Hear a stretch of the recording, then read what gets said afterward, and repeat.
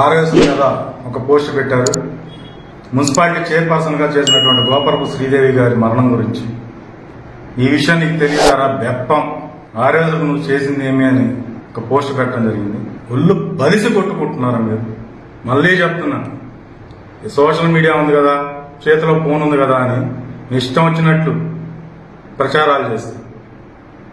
బ్రహ్మారెడ్డి గారికి శ్రీదేవి మరణానికి ఎటువంటి సంబంధం ఉండదు.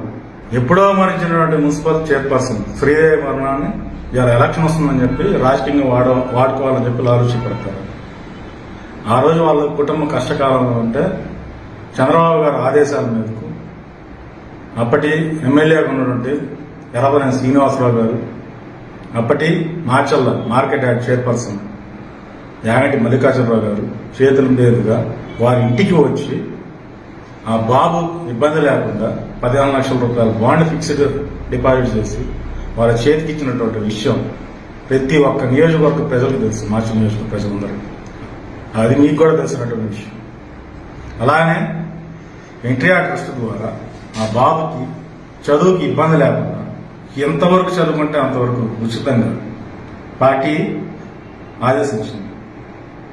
కాకపోతే అప్పుడున్న వాళ్ళ తాతగారు మనవాడు చిన్నవాడు దూరంగా మేము ఉండలేమని చెప్పి వాళ్ళు ఇక్కడ చదివించుకుంటున్నారు మార్చి నియోజకవర్గం.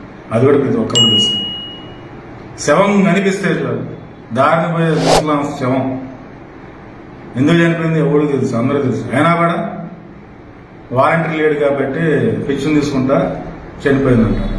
ఇంకా శవాలు కనిపిస్తే చాలా రాజకీయం చేసుకోవటం మీ బతుకంతా. ఏం బతికే మీ బతుక? జిఆర్డీ కూడా మాకు 4 సార్లు గెలిచానంటాం. నియోజకవర్గంలో అభివృద్ధి లేదు,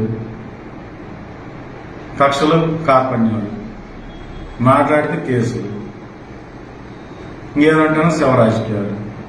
మీ బతుకంతా ఇంత ఇంకా మారరా మీరు. అందుకనే మీ టైం అయిపోయింది అనేది ప్రతి ఒక్కరు అనేది. ఈసారి ఖచ్చితంగా బ్రహ్మానందరెడ్డి గారి గెలుపు ఖాయం, మీ పై పట్టడం ఖాయం.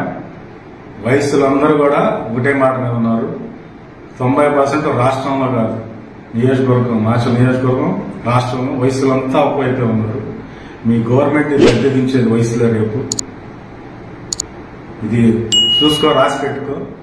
వయసులే మిమ్మల్ని గద్దెదించేది.